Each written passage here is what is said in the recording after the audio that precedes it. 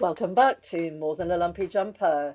This week it's my turn to fly solo, and we're moving away from England to Scotland and Ireland for two lovely listeners, Jo Dukipati of Good Day Cork and the Many Tongues of Cork Festival and the Wild Ones Salon, and Daniel Edwards of Speak Up and Grow. So come and join us for Guests with Gifts. Ladies, welcome. Welcome to More Than a Lumpy Jumper. And I'm so grateful that you have agreed to come be part of our experiment. Bobby and I decided we'd take a little break over the summer and that we might do a little bit of flying solo and invite some of our fans, I'm going to call you fans, some of our lovely listeners to talk about what they like about More Than a Lumpy Jumper, what they've learned, etc., etc. And in the tradition of More Than a Lumpy Jumper, because we are more about who you are rather than what you do, I'm going to get you to introduce yourselves in those terms. So not really about what your job is, what the title is, but really a bit more about who you are. So who wants to go first? I'll go.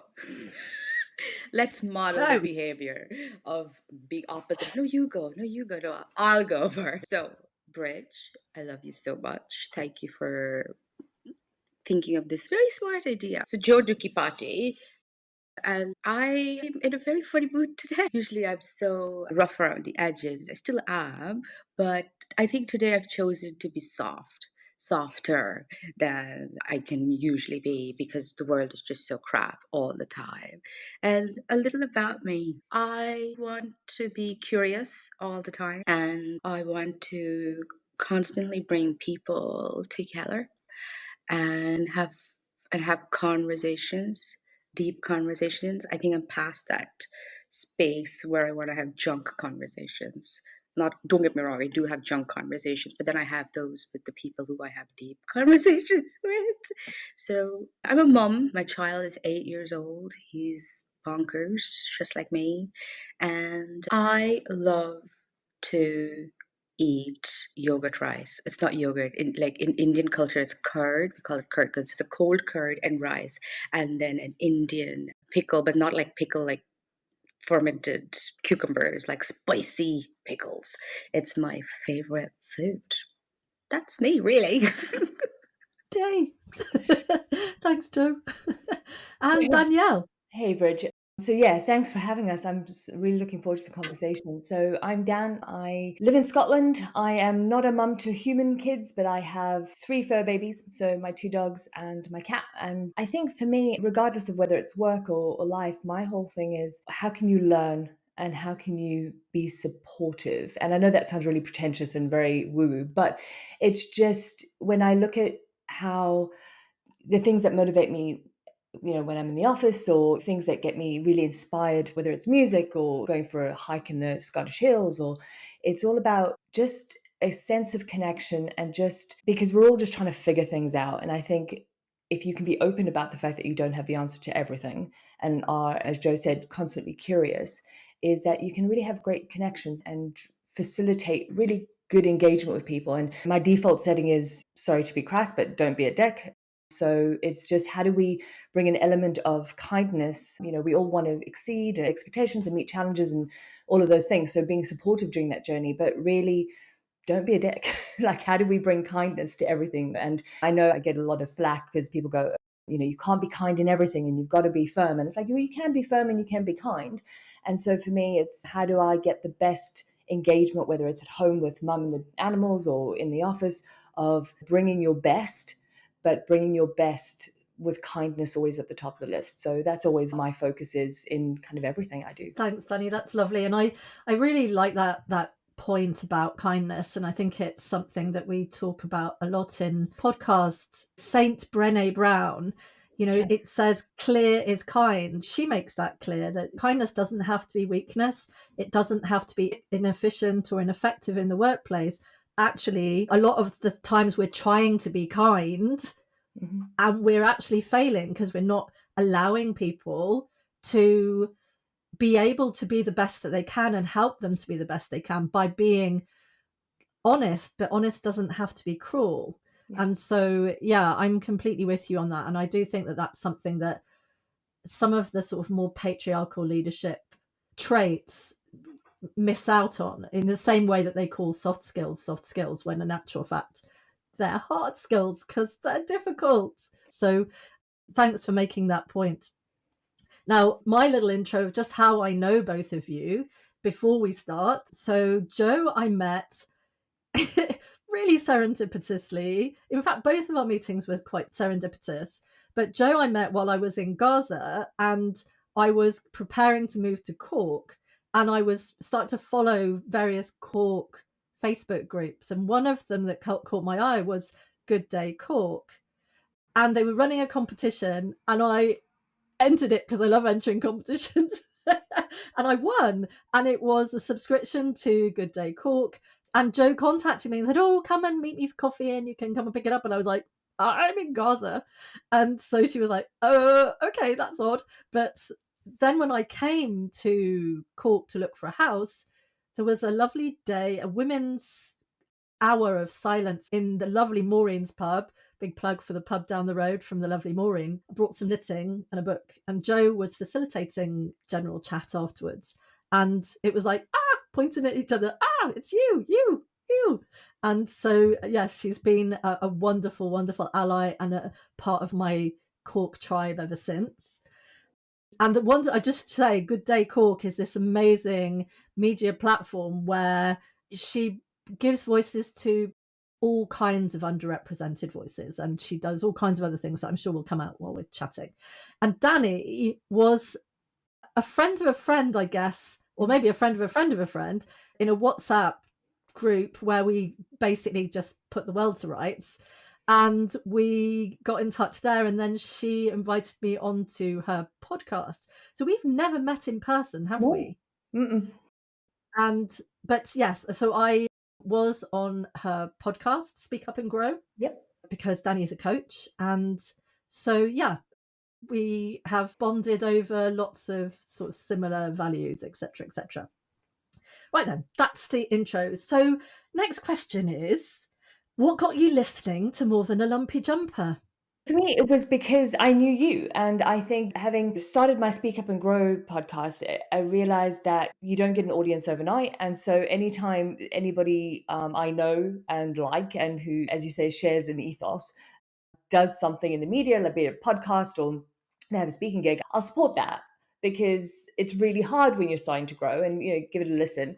And then after 2 episodes, it was like, oh, I'm learning stuff, so I'll keep listening. So it was one of those things where I was learning all the time, but it was really validating for some of the ways I approach, whether I'm coaching a private client or if I'm in a corporate environment. And there was a lot of stuff where, not that I've ever had anybody go, well, that's not the way to do it, but you don't see a lot of the things that I think are really important being, deployed in the real world. And hearing from you and Bobby especially, but she's, every time she says something, it's like, oh yeah, that's what I've been saying. And it started off as just being supportive of you because you're in my network, and I think what you're doing is incredible. But also, as I kind of started listening, just going, that resonates with me, and then learning all of these additional things that kind of reinforce that and add more skills and more approaches to what is at the core is, a very strong belief in helping, especially new managers and people who are new to leadership, kind of learn from the mistakes of others and lead from day one from a place of integrity and from a place of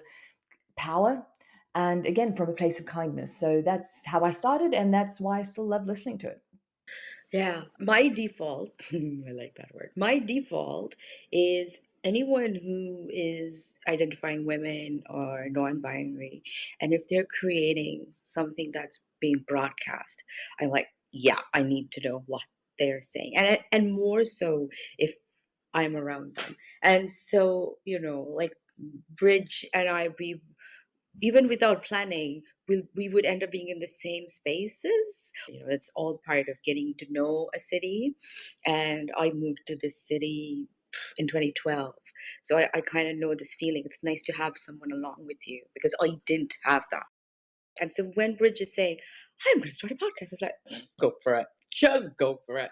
And also, these are two women who kind of held army equipment or whatever, and and they're talking about leadership and other things. I want to listen to that.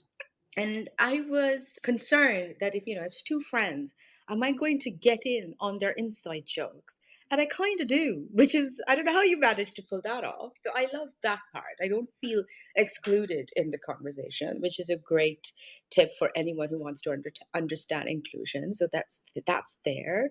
I must admit, I haven't been I'm a fan, but the kind of fan who's like, okay, I'll dip in and out. And whenever I hear it, I do feel witnessed. I do feel heard. And also I get insights. Okay. Thank you, ladies. Thank you for explaining. So that's it really. It's to support and to fulfill my curiosity. And of course, there is something in there for me and for everyone to see. Sometimes people think leaders are like leaders, like with fancy titles. But I don't have a fancy title. But I'm now claiming that feeling of leadership, like this is what leadership looks like. So it is for everyone. So, next question is what just your favorite episode and why? It's very hard to choose the favorite one. However, because there's not enough time, I'm gonna go with the one about collaboration. I love that episode. I was listening to it again to prepare for this interview, y'all. Podcast episode. And the other one that I love is, and I've said this to Rich as well, I was looking forward to listening to it, is when you spoke the vicar who works with the young people. What's her name? Alison And Riley. that's it. Lovely, Yes. Alison. Yes, those two, they're all lovely. The themes are always brilliant, but these two, I really, really gained a lot from it. I'll explain later because I'm eager to know which one Danielle loved. I loved the loneliness in leadership episode because I felt really seen. It's one of those things where before you become any kind of leader in an organization or a community, is that you look up at leaders and you think they've got it all figured out. They know all the answers. And then you kind of get in the room and all of a sudden you go, oh, they don't have the answers. They're just making decisions based on the information that they have. And I know that in hindsight, that sounds really obvious. But when you make that jump, there weren't a lot of female leaders when I was coming up. And so I learned how to navigate quite male environments. But in that, you had two things. A, you never wanted to show weakness because you're a woman in the room and you've got all these very smart men. And I always felt like, well, I'm never going to kind of show the vulnerability because loneliness is, I think, a symptom of vulnerability. But on the other side of it is, and I'm hoping this is changing, I've got a book planned I'm busy writing at the moment, hopefully beginning of next year for a publishing date. But, we talk about toxic masculinity a lot. We don't talk about toxic femininity at all. And I think the loneliness that I felt in kind of my leadership career has really been about the fact that when I have been vulnerable and I've reached out and tried to make connections for that support, it's tended to bite me in the butt because you have men who go, you're a woman and you get all the emotional handles. And then on the other side, you've got women who, because of scarcity of resource, certainly as I was coming up, there weren't a lot.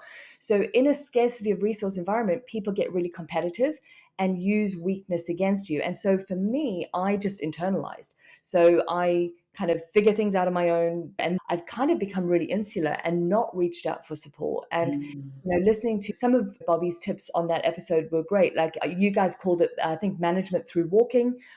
I call it walking the floor. I've done it my whole career in terms of you have to connect with people outside of the transaction. So like I'm in the office Mondays and Tuesdays, and somebody made a comment the other day going, you bounce a lot. I'm like, you're never at your desk. I'm like, no, because if I need to be at my desk, I'll do my desk working when I'm home Wednesdays through Fridays. But if I'm in the office, I'm not going to send an email if I can just walk to somebody's desk, and I'm going to walk the long way around so I can say hi to people. So that was a really good reinforcement of stuff that I already do. But then I am an introvert. I know a lot of people who will listen to this and know me go, no, you're not. I'm like, I'm absolutely an introvert. I've got to really put effort out there. So networking is not something that comes easily. It's a skill that you've got to work. And I loved her 5 cups. But it's one of those things where it was a brilliant episode because I'd never heard anybody articulate that loneliness before, because it is a vulnerable place to be. And so the 5 cups was brilliant. I love that. And I will be doing that. And just hearing other people have this similar experience was just revelationary for me. Thank you so much for that and for that vulnerability, Danny. I love the point you make about toxic femininity, and I've been doing some work on allyship for men being allies to women in the workplace. And when I was doing some of the research, talking to other people, and I talked to you as well, but you were not the only woman who pointed this out. Some of the men pointed out too and said, you know what, I get it. We need to talk about male allyship and how we can be allies to women, but I think there also needs to be a conversation with women about being allies to each other and also to themselves. And I think that I've come across it recently talking about being your own ally, that often, you know, sometimes we get in our own way as well. So not only are we getting in each other's way, but we're also getting in our own way. Danny, I hear the pain about introversion and everyone assuming that you're an extrovert. We are hoping to do an episode on introverted leader in the next season, so we'll definitely be looking at that. So Jo, any lessons that you've taken away from either your favorite episode or just the podcast in general? You know, the episode with Alison, there's two things she talks about.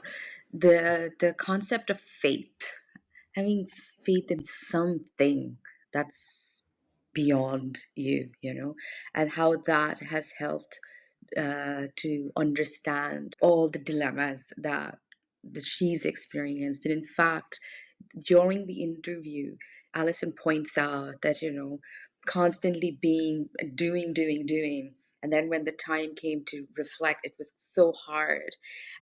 The jump between military army life and then civilian life, and like, oh my god, what's going on, and then having to deal with it, and then Alison moves to the next point, but then Bob is like, actually, rewind it up, please, can you give me something without triggering, you know. I loved that part from an interviewer perspective, like, thank you, Bobby, for asking that in a very nourishing way. And then Alison then speaks about faith, and it doesn't have to be religious. But why I love that is because it goes to the point about what Danielle is saying, and also the overall crux of what this More Than a Lumpy Jumper is. It's, at the end of the day, we do have to be our own allies. We do have to step out of our comfort zone, and we can do that when we have a bit of faith in the goodness and the kindness that exists around us. And they're not going to teach this in MBA college. Do you know? This is what life teaches you. For us to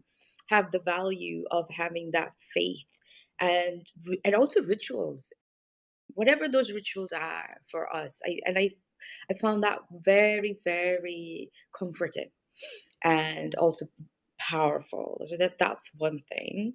And at the end of that episode, Alison is so curious. Is this a normal conversation that people have at their age about trust and kindness and stuff? But I think it is a conversation we've got to have. And I think younger people are having it sooner rather than later. And that is something so wonderful to take away from younger people. Which is why when I read about all spaces, workspaces, even educational spaces, community spaces, preparing for younger generation. What is it? Generation Alpha? Is that what they're called? I don't know. Like Ethan's generation is Alpha, I think. Like, how are we going to prepare for that? And the thing is about, you know, reverse mentoring. Like, I freaking love that. I mean, I would love to see so many adults that I know being mentored by young people and losing their shit. That will be powerful. And I kind of, I do that. I do that. I do put myself in a place. I ask young people, just by way of the Good Day Cork space, and also with my part-time workspace, you know, talking to young people and working with them, for them, and reaching whatever outcome we need to reach to. That's one thing. And the collaboration episode, it was such a wonderful golden platinum nugget of wisdom that we're all collaborators in this larger tapestry of life, where everyone is always collaborating with Brené Brown. She's like in the public domain. So that's it. I'm constantly collaborating with Bridge, even though Bridge is not in the room, because I'm listening to what Bridge said. And then we're using all of that in our conversations, in how we make decisions even.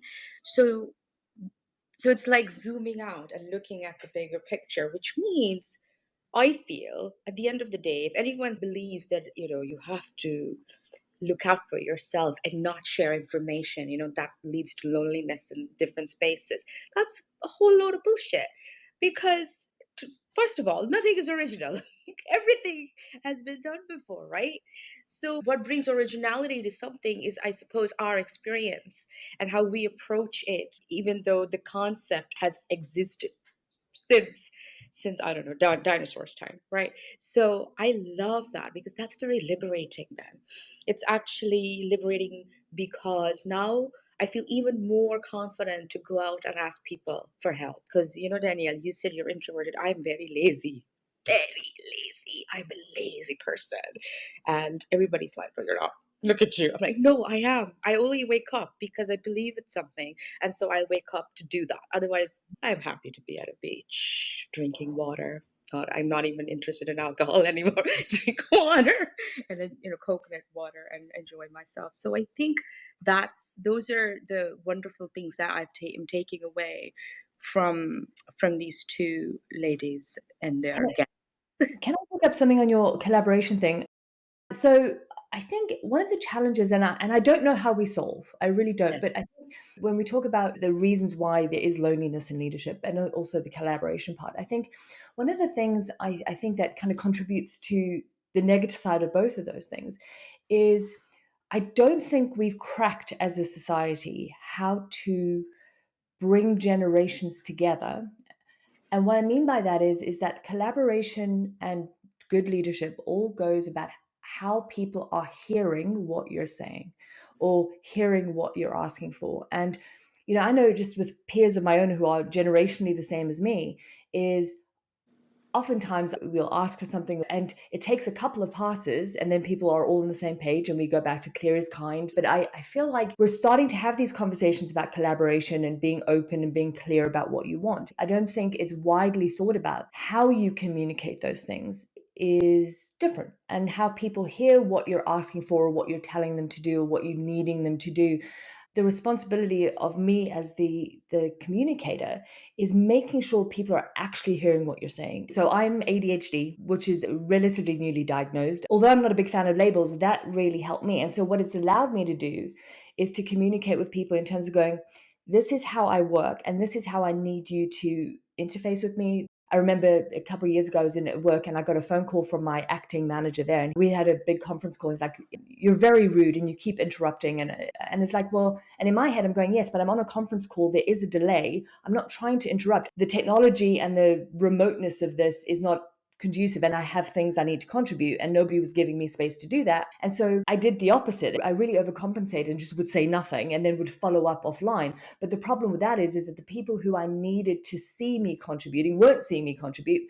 And now that I know why I do those things, to correct it. But I also know that I've got younger people in my group, and I've really had to learn how to communicate with them, because you hear that, although millennials are lazy and Gen Xers are this, and it's none of those things. They just need to be served and communicated with in a slightly different way to me. And I think with the collaboration and just being able to get the best out of everybody is we don't talk enough about customizing the message and the delivery to bring everybody to the table to achieve and to contribute in a way that's in everybody's best interest. I love that, Danny. And interestingly, we are also planning an episode on young leaders, and to have some of that conversation about the difference in communication styles and how to be heard, both sides. Jo, the reverse mentoring can be really, really powerful, as long as they are empowered and taken seriously, so that there is a genuine wish for the non-shadow board, the board in the open, to actually genuinely take on board the points that are being made. And Jo, you're going to be doing Young Voices of Cork. Yeah, Young Tongues of Cork, yeah. And it's going to be led by young people. They make the decisions, etc., etc. Sometimes it's kind of scary to let that go and see what happens. But I think that in reality, whenever it does happen, everyone's just beautifully surprised. I Yeah. guess, I mean, it's a shame we're surprised, Yeah. but beautifully impacted by what is created. Yeah. So we put together a Wild Ones conference, which was the next thing to do after the Wild Ones Salon, which is a space for women and non-binary people to come and take the platform and talk about the theme, right? And so I was so determined that we should have a conference, a mini conference, just to reduce expectation and obligation. And it was great. And then obviously I know people are going to like, will there be one this year? And then I was like, actually, I don't know if I want to do one this year. And then because I'm in the process of doing the Young Tongues of Cork, which is a poetry and music festival featuring only young people, it was actually Bridget and I, we were chitter-chattering, and then we were like, actually, let the young people do it. I'm like, yeah, that's it, young people. So put the call out and hope that there will be a small team and they can do this and put it together. I don't find it scary. Some people do find it scary, but so I'm so involved in community and so involved in arts. And also because when I was younger, I wanted to be in those spaces where I can lead. I didn't have it. Or if I did, I wasn't allowed to because it was considered something extracurricular. So why the fuck would you do it? You should be studying and being serious and take your life seriously. No, the world has changed. And these are just as valuable learning spaces for young people. They want to, like you and me, young people also aspire to claim spaces. And some of them are different, and some of them even have more language to express what it is that they're looking for in a space or what prevents them from accessing space. That it is freaking important to listen, to observe, and to notice. Otherwise, we're going to make the same mistakes over and over again, right? And I was also saying this to someone, the women ahead of me, they have trailblazed and gone into spaces even like space, outer space, and done so much for me. I think some of them didn't realize that they're doing this for younger generation women, right? And I really believe that enough women have proved their leadership skills, their negotiation skills, their decision making strategies. They have proved enough and far and beyond so that women like me and you can thrive in whatever space we choose. I think we owe it to that legacy of women. So it only makes sense to pass it forward, to be like, okay, why wait till young people are having degrees, blah, blah, blah, which is in this day and age. I don't even know why we need to have degrees. But so why wait? Why wait for people's aspirations to be fulfilled and just make it happen and be witness in this beautiful, in these beautiful moments, powerful moments as well. This is the future of collaboration. This is the future of leadership. I think having younger voices in spaces is a non-negotiable. I'm going to maybe put the last two questions together. So the last two questions were, have you got any topics that you would like us to cover? And can you name 3 people that you think would love or benefit from the podcast? So Danni? Yeah, so I think in terms of topics, one of the things, and it actually taps into what we were talking about just now, is I think we hear a lot about ageism in the workplace. And I'm not saying it doesn't exist, but I am saying that if my generation up learned how to see the world and communicate with the world by being more exposed to younger people and understanding that framework, I think they make themselves more relevant in the same way that people go, oh, AI is going to take all our jobs. It's like, no, AI is not going to replace humans, but humans who use AI will replace humans who don't use AI. I mean, it's about taking the tools that you have and kind of evolving with it. So I do think a conversation around ageism and tools and strategies to make yourself more relevant, regardless of your age, could really be valuable. The 3 people that you would... Yeah, so I was thinking about my network, and actually I think there are a couple. So there's a fantastic woman called Dawn Stallwood. She's a coach. She's also an amazing general counsel, a consultant, and she's brilliant. And I think, actually, Bridge, I think you'd love her as a guest. She's fantastic. Julie Heim in recruiting, specifically in the SATCOM sector. Again, phenomenal insight on HR and just the changing landscape within HR. And then another coach, Penny Cook. Penny's been in recruiting and headhunting for a really long time, expert in her field. But also she works a lot with men 50 older on when they're trying to do career evolution, career changes, and has a really good insight in terms of the current landscape and how it impacts men. So I think the three of them, would be brilliant contributors, but also with all the themes and topics that you guys talk about on your podcast, I think there's a lot of synergy with the way they see the world and the message that you're putting out. Thanks, lovely. Jo, topics and 3 potential new listeners. Health, and how some people have strategies to keep that in check and how some of us don't have. I have zero strategy. I'd love to talk about health. How do we exercise our brain? How do we nourish ourselves to get through the day? And I know you've done something on play and resting, right? So just taking that a bit, and something on decision making. Don't know if that's already done. So those are the 2 things I think. And the 3 people I would love to listen is Dara Fleming, who talks a lot about mental health and is a poet as well. And then my friend Milena, who is just lovely and working in corporate culture and is definitely someone who will not stop from calling out the bullshit that goes on. And then Remy, who you know as well, don't you, Bridge? Yeah. So yeah, and Remy, I think, because Remy is in the tech space, in the education space, in Cork, and these are all 3 people living in Ireland. So yeah, I think that's a good bunch of 3 people. I think they should listen to More Than a Lumpy Jumper. Thank you so much, ladies. We have to come to an end here, and I know we could have gone on for a lot longer. So I really appreciate you taking the time and that you listen to the podcast. You're very, very welcome. Thank you so much. Thanks for listening. Next week, you're back with Bobby and another couple of listeners in our Guest with Gifts mini-series for the summer. And if you haven't already done so, don't forget to vote for us in the British Podcast Awards.